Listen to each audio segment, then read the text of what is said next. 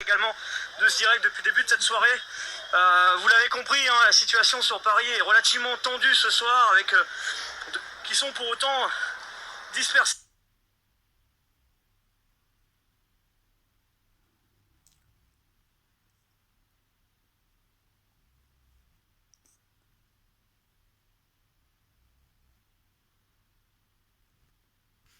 Un petit peu partout. Ceux qui respectent pas les règles, je vous salue pas parce que clairement, voilà, les commentaires c'est fait pour que ça reste bienveillant, on a le droit de critiquer, de pas être d'accord avec ce qui se passe, mais tout commentaire raciste, homophobe, antisémite ou que sais-je n'a pas sa place ici ou ailleurs d'ailleurs.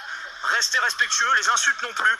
Je pense qu'on a le droit d'exprimer son désaccord, on a le droit de dire des choses sans pour autant forcément aller dans de l'insulte et encore moins dans des propos qui sont condamnables et qui n'ont pas leur place ici, ni ici.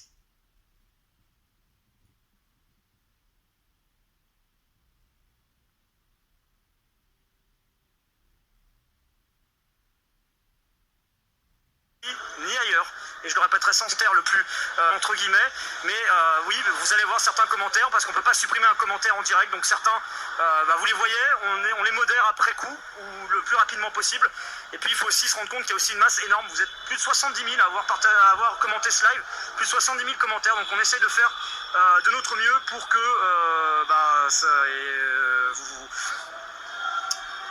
le moins de commentaires qui serait irrespectueux ou pire encore ne soit plus sur ce live, et ça c'est important. En tout cas, merci à vous d'être là, merci Alex, merci à tous.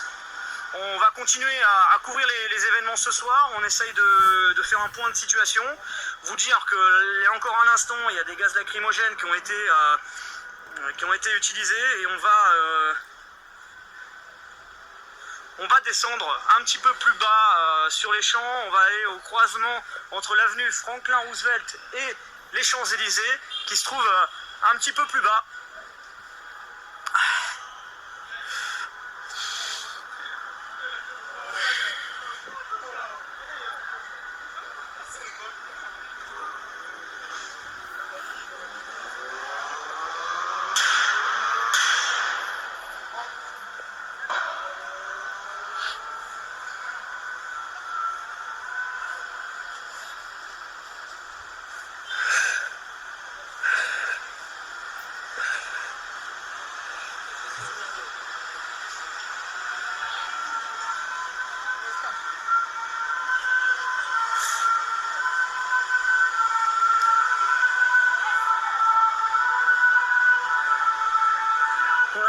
La boutique du PSG, barricadée également. Alors il y a beaucoup de... Alors, les vitrines ont été recouvertes totalement. Alors c'est vrai qu'il y avait tout était prêt en cas de victoire. Et là, vous voyez, pas mal de messages malgré tout. Ici c'est Paris, Paris c'est magique.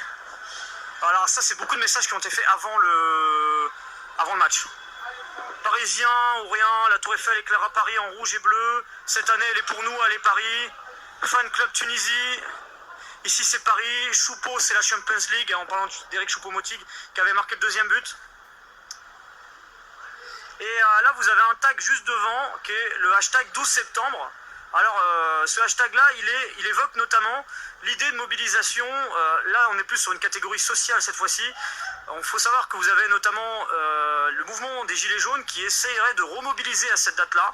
On a vu beaucoup sur les réseaux sociaux cette date monter, et elle est présente notamment ici. Vous avez quelqu'un qui a tagué juste devant la boutique du PSG, hashtag 12 septembre, évoquant cette date qui est régulièrement évoquée dans les milieux militants, dans les groupes Gilets jaunes, qui veulent en cette rentrée remobiliser après plusieurs mois sans manifestation, plusieurs mois où confinement oblige et interdiction des mobilisations, les mobilisations à caractère social, les revendications sociales, ça fait longtemps qu'il n'y a pas eu de mobilisation. Il y a eu quelques mobilisations au début, à la fin du confinement, mais qui étaient en lien notamment avec l'affaire Adama Traoré, le mouvement Black Lives Matter. Là, cette rentrée serait l'occasion aussi de remobiliser sur des questions, quand on sait que il y a la réforme des retraites qui est toujours évoquée, même si le gouvernement l'a repoussée pour janvier prochain, qui a aussi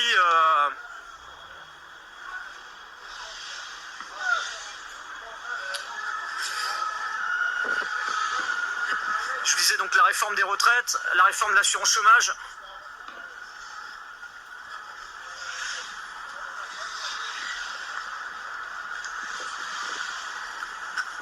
Et là, il y a des fumigènes qui sont allumés un peu plus bas. C'est un peu loin de moi. Je sais pas si je vais réussir à y arriver vite. Mais il y a pas mal de fumigènes allumés. Là, on est presque à Concorde, là-bas.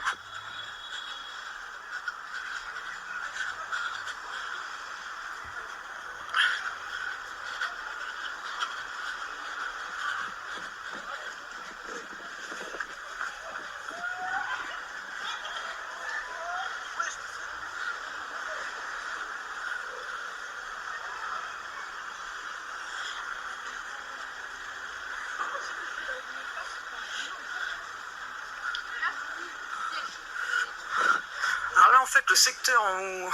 C'est pas très loin du palais de l'Elysée, en fait.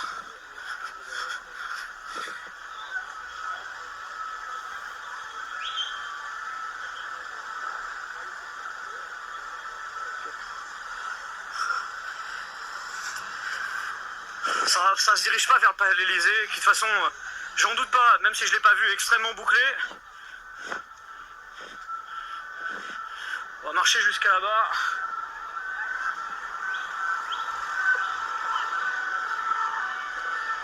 Ah, il y a des véhicules.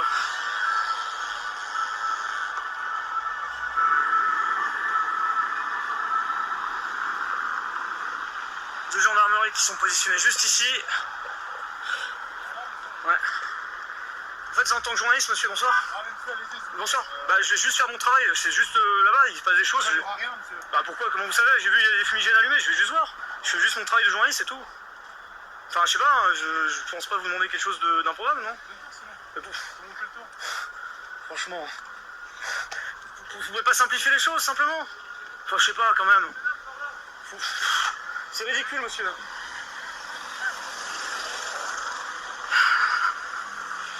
Bon. Alors. C'est quand même pas le plus simple du monde. Bonsoir. C'est en tant que journaliste, monsieur. Pardon, excusez-moi, bonsoir, monsieur. Attends, voilà, je vais se regarder. Ouais. Essayez de passer comme ça. Ouais, je passe comme ça. Ouais, pas de soucis, bah, je passe comme ça. Pour vos gaz, parce que comme ça gaz, je vais essayer de prendre dans l'herbe. Très bien, bah, on va faire ça. Merci, monsieur. Bonne soirée. Vous avez vu, on peut tomber. Vous avez, en l'espace d'une minute, vous avez tout. Vous pouvez tomber sur un membre des forces de l'ordre qui n'est pas coopératif et qui veut juste vous ennuyer à vouloir faire le tour. Et puis un autre qui va vous conseiller, qui va vous dire, comme ce monsieur-là, qui est extrêmement bienveillant, de dire passez plus sur le côté. Parce que si vous passez là, vous risquez de vous prendre une grenade de gaz lacrymogène parce que vous serez dans notre champ de vision.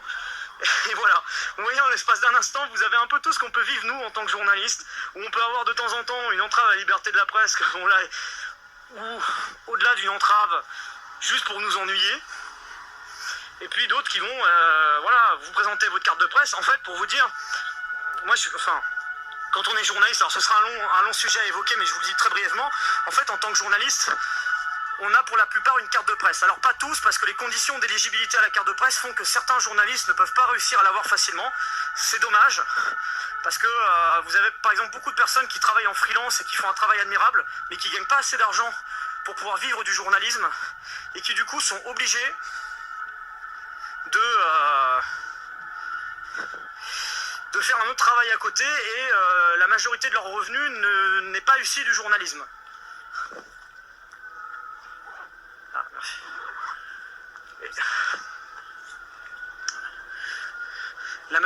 Donc du coup, ils sont pas éligibles à la carte de presse parce qu'il faut avoir plus de 51% en plus de vos revenus qui sont issus du journalisme. Mais sinon, vous avez une carte. Voilà, je vous la montre, il n'y a pas de secret.